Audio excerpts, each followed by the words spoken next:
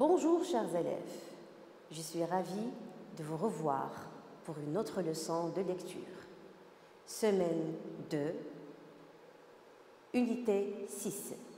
Comme vous le savez bien, cette unité est consacrée essentiellement à l'évaluation. Pour cette raison, soyez nombreux à suivre cette séance parce que c'est une occasion pour nous d'appliquer ce que nous avons déjà vu pendant les autres unités. Merci pour votre attention. Avant de présenter notre texte, je vous invite d'observer l'image suivante. Qu'est-ce que vous voyez sur l'image? C'est un animal. Qu'est-ce qu'il a au bout de son museau? Il a 2 cornes. De quel animal s'agit-il? C'est le rhinocéros. Maintenant, écoutez bien le texte. Le rhinocéros. Le rhinocéros blanc que l'on trouve en Afrique est le plus grand, haut de 2 mètres au garrot, long de 5 mètres. Elle pèse entre 4 et 5 tonnes. En deuxième position vient le rhinocéros noir, originaire du même continent. Plus petit, il ne pèse que 2 tonnes. Les rhinocéros ont une peau épaisse mais fragile, qu'ils protègent en se roulant dans la boue. Capables de courir très vite sur leurs courtes pattes à 3 doigts. Les rhinocéros vivent en petits groupes de 4 à 6 animaux. Leur vue est très mauvaise. C'est leur plus grande faiblesse. Heureusement, ils entendent très bien et ont un odorat extrêmement développé.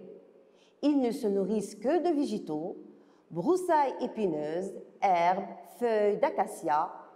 Les rhinocéros blancs vivent principalement dans la savane, alors que les noirs ont besoin d'une végétation plus dense.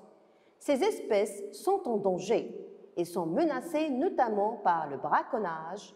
Des hommes les tuent pour leurs cornes. Je vais relire le texte pour une deuxième fois. Écoutez bien. Le rhinocéros. Le rhinocéros blanc que l'on trouve en Afrique est le plus grand, haut de 2 mètres au garrot, long de 5 mètres. Elle pèse entre 4 et 5 tonnes. En deuxième position vient le rhinocéros noir, originaire du même continent. Plus petit, il ne pèse que 2 tonnes. Les rhinocéros ont une peau épaisse mais fragile, qu'ils protègent en se roulant dans la boue. Capables de courir très vite sur leurs courtes pattes à 3 doigts. Les rhinocéros vivent en petits groupes de 4 à 6 animaux. Leur vue est très mauvaise. C'est leur plus grande faiblesse. Heureusement, ils entendent très bien et ont un odorat extrêmement développé. Ils ne se nourrissent que de végétaux, broussailles épineuses, herbes, feuilles d'acacia. Les rhinocéros blancs vivent principalement dans la savane, alors que les noirs ont besoin d'une végétation plus dense. Ces espèces sont en danger et sont menacées notamment par le braconnage. Des hommes les tuent pour leurs cornes. Alors, de quoi parle-t-on dans ce texte? On parle de rhinocéros. C'est très bien. Quelles sont les 2 espèces évoquées dans le texte? Cherchez les 2 espèces évoquées. Oui, il y a le rhinocéros blanc et le rhinocéros noir. Où vivent-elles, ces 2 espèces d'origine d'Afrique? Où vivent-elles? Les rhinocéros blancs vivent dans la savane et pour les rhinocéros noirs, ils vivent dans des végétations plus denses. Passons à une autre question. Maintenant, essayez de relever les caractéristiques physiques du rhinocéros blanc. Ça veut dire on va essayer de chercher les mots qui indiquent seulement l'aspect physique de cet animal. Par exemple, essayez de chercher les mots qui se rapportent à la taille, par exemple, qui indiquent le poids, par exemple. Oui, le rhinocéros blanc mesure de 2 mètres de haut à 5 mètres de long. C'est bien.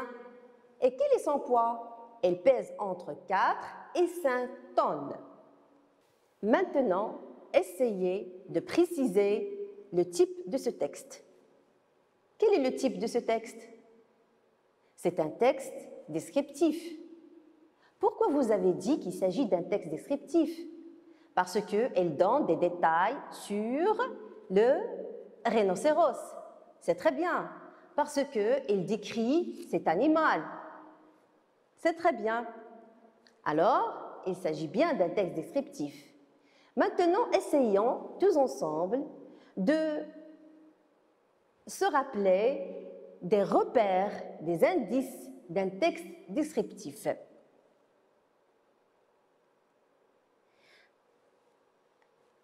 Qu'est-ce qu'on emploie dans un texte descriptif? On emploie des adjectifs. Essayez maintenant de relever quelques adjectifs qui se trouvent dans ce texte. Blanc, grand, c'est très bien. Quoi encore? Le rhinocéros noir, est-ce qu'il est plus grand ou bien plus petit que le rhinocéros blanc? Elle est plus petit, c'est très bien. Comme vous le voyez, il y a plein d'adjectifs qualificatifs dans ce texte-là. Maintenant, essayons de chercher le ton dominant dans ce texte. Relevez quelques verbes. Trouve, vient, pèse, en. À quel temps ils sont conjugués ces verbes-là? Ils sont conjugués au présent. Nous avons dit que dans un texte descriptif, lorsqu'il s'agit d'un contexte présent, on emploie le présent. Mais lorsqu'il s'agit d'un contexte passé, on emploie le passé. Ici, dans notre texte, comme vous le voyez, puisqu'il s'agit de présent, on a utilisé des verbes qui sont conjugués au présent.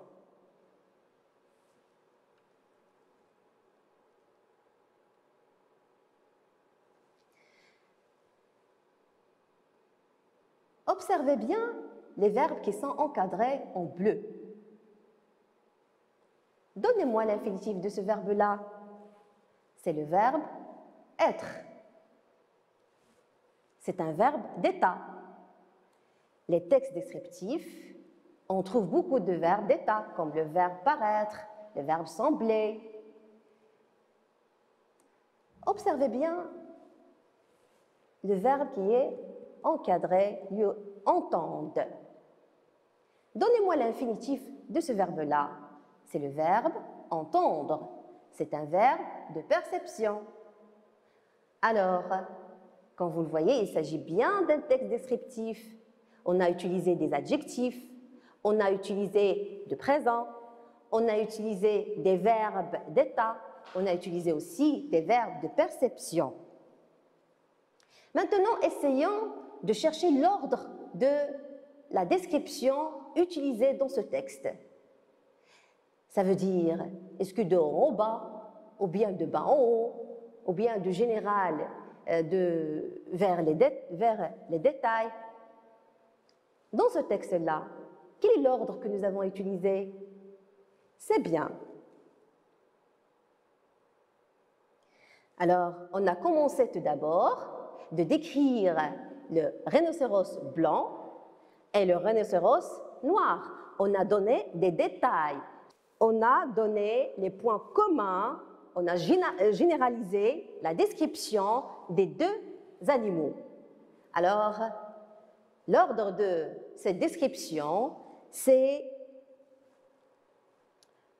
de détails vers l'ensemble, n'est-ce pas? Dans ce texte, à quoi sert la description? Elle sert à quoi? Elle sert à donner des informations sur cet animal. Maintenant, revenons aux questions. Mais avant tout, on va lire une deuxième fois notre texte. Le rhinocéros blanc que l'on trouve en Afrique est le plus grand, haut de 2 mètres au garrot, long de 5 mètres. Elle pèse entre 4 et 5 tonnes. En deuxième position vient le rhinocéros noir, originaire du même continent. Plus petit, il ne pèse que 2 tonnes. Les rhinocéros ont une peau épaisse mais fragile. Qu'est-ce qu'on veut dire par épaisse? Comment elle est la peau de ce rhinocéros? Elle est épaisse et fragile. Qui veut me donner le contraire de épaisse? Mais avant tout, quelle est la nature de ce mot? C'est un adjectif. Maintenant, essayez de chercher son antonyme.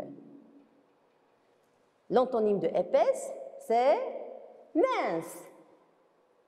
Regardez, le mur, elle est épais, mais la feuille, est-ce qu'elle est épaisse? Non, elle est mince.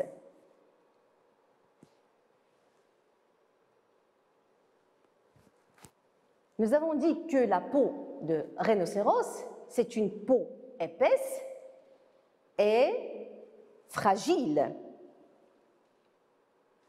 Quelle est la nature de ce mot? C'est un adjectif. Donnez-moi un antonyme de cet adjectif. Solide. Oui. C'est bien.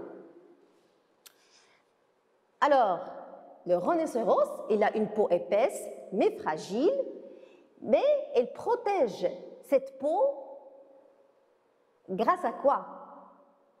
Il la protège en se roulant dans la boue. La boue, vous connaissez la boue? Après la pluie, nous aimons tous jouer dans la boue avec nos bottes, n'est-ce pas? Alors, qu'est-ce qu'on veut dire par la boue? La boue, c'est la terre mouillée par la pluie. Oui. Quoi encore? C'est la terre détrempée d'eau. Maintenant, on complète la lecture de notre texte. Capables de courir très vite sur leurs courtes pattes à 3 doigts, les rhinocéros vivent en petits groupes de 4 à 6 animaux. Leur vue est très mauvaise. C'est leur plus grande faiblesse. Heureusement, ils entendent très bien et ont un odorat extrêmement développé. Ils se nourrissent que de végétaux, broussailles épineuses, herbes, feuilles d'acacia. Les rhinocéros blancs vivent principalement dans la savane, alors que les noirs ont besoin d'une végétation plus dense. Faites attention. Qu'est-ce qu'on veut dire par la végétation plus dense? La végétation, elle est composée de quoi? Elle est composée d'arbres. C'est très bien. De plantes. Plus dense, ça veut dire qu'il y a beaucoup d'arbres et de plantes. Ces espèces sont en danger et sont menacées notamment par le braconnage. Des hommes les tuent pour leurs cornes. Faites attention. Il y a des hommes qui protègent les rhinocéros, il y en a d'autres qui les tuent. Ces hommes-là, ils chassent ces rhinocéros d'une manière illégale. C'est ça qu'on appelle le braconnage. C'est la chasse contre la loi. Maintenant, essayons de répondre à la question suivante. Cite des points communs physiques entre les deux espèces. les points communs physiques entre les deux espèces. Ils appartiennent au même continent. Quoi encore? Ils ont une peau épaisse mais fragile. Et leur vue, elle est très mauvaise. C'est bien. La question suivante. Cite des différences entre les deux espèces. Après avoir précisé les points communs entre les deux espèces, maintenant, on va essayer de citer les différences entre les deux espèces. Réfléchissez bien. Le rhinocéros blanc pèse entre 4 et 5 tonnes, tandis que le rhinocéros noir, il ne pèse que 2 tonnes. Le rhinocéros blanc, il vit dans la savane, alors que le rhinocéros noir, il vit dans une végétation plus dense. De quoi se nourrissent les rhinocéros? Cherchez bien la réponse. Ils se nourrissent que de végétaux. Broussailles épineuses, herbes, feuilles d'acacia, c'est très bien. Alors, puisque ces animaux se nourrissent que de végétaux, comment on les appelle? Ce sont des herbivores. Quel est le point faible des rhinocéros? Il y a un point faible. Leur vue est très mauvaise. Par contre, ils ont des points forts. Quels sont ces points forts? Ils ont un odorat extrêmement développé, un bon odorat. Et quoi encore? Ils entendent très bien. Par quoi les rhinocéros sont-ils menacés? C'est bien, ils sont menacés par le braconnage. Des hommes les tuent pour leurs cornes, parce que leurs cornes, elles sont précieuses. Maintenant, chers élèves, essayons tous ensemble de nous rappeler de quelques leçons que vous avez déjà vues en grammaire, ou bien en conjugaison, ou bien en orthographe. C'est une occasion pour nous de réutiliser ce que nous avons déjà vu, puisqu'il s'agit d'un texte de l'unité didactique 6 d'évaluation. Donnez-moi un verbe de 3e groupe dans ce texte. Vive. Donnez l'infinitif de ce verbe-là. Vivre. À quel temps il est conjugué? Au présent.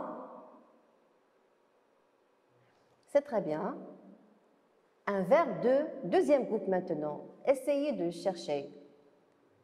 Se nourrissent. C'est un verbe pronominal. Quel est son infinitif? Se nourrir. Elle est au présent. Maintenant, on va essayer de chercher quelques adverbes. Extrêmement, principalement, notamment, ce sont des adverbes. Les adverbes, ce sont des mots variables ou bien invariables? Ce sont des mots invariables. Relevez 2 synonymes qui se trouvent dans ce texte. Épaisse. Quel est son synonyme? Dense. Maintenant, chers élèves, essayez chez vous de faire une recherche sur un animal et vous allez essayer de faire une description pour donner des informations à vos amis concernant cet animal. Chers élèves, j'espère que vous avez bien profité de cette leçon. En attendant de vous revoir pour une autre leçon, n'oubliez pas de faire le devoir que je vous ai donné à la fin de cette séance pour pouvoir appliquer tout ce que nous avons vu. Merci pour votre attention et prenez bien soin de vous.